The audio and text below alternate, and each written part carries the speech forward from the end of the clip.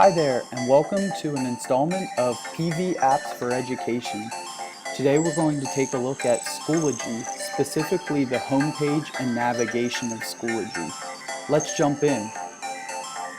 When I get myself over to Schoology, the first thing I'll notice is in the middle of the screen I have a recent activities feed that looks very similar to Facebook. This feed can show my updates from courses that I belong to or groups that I belong to. It can show upcoming assignments that are due or past due, and it can also show upcoming events that I have in my Schoology calendar.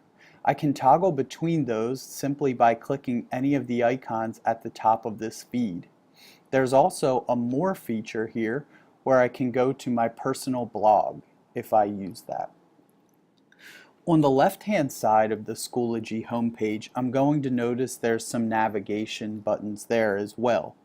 You won't have all the ones that you see on my navigation to the left. However, you will have some very crucial and important navigation features here, such as recent activity, which gets you back to the feed that we're currently on, calendar, which is another way to toggle to the events that you have stored in Schoology and see upcoming due dates, see upcoming assignments, or see things that other teachers have posted to your Schoology calendar that they'd like you to attend.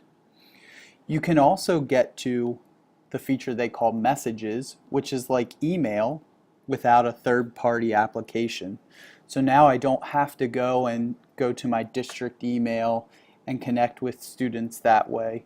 I can do it directly in Schoology and send my students a message from messages on the left-hand side. Those are some of the key features that you'll notice on the left-hand pane, and probably the most critical ones for you.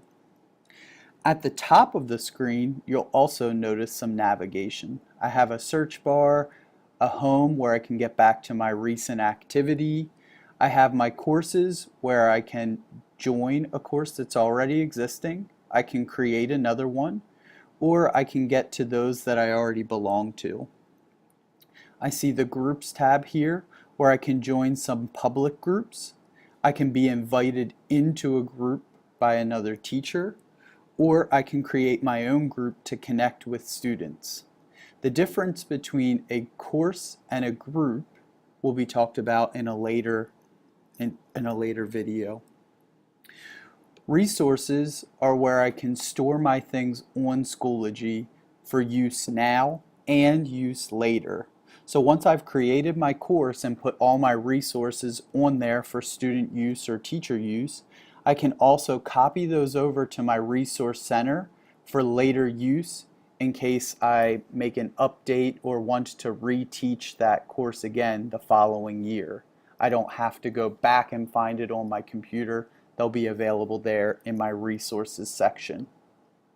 And then on the far right, we'll see an upcoming section and some suggested apps. So I always have a view of the most current and upcoming events on my calendar, as well as some groups that Schoology thinks I might benefit from. So that's the Schoology homepage and how to get to your most important resources on Schoology. I hope you enjoyed this tutorial, and thank you for watching.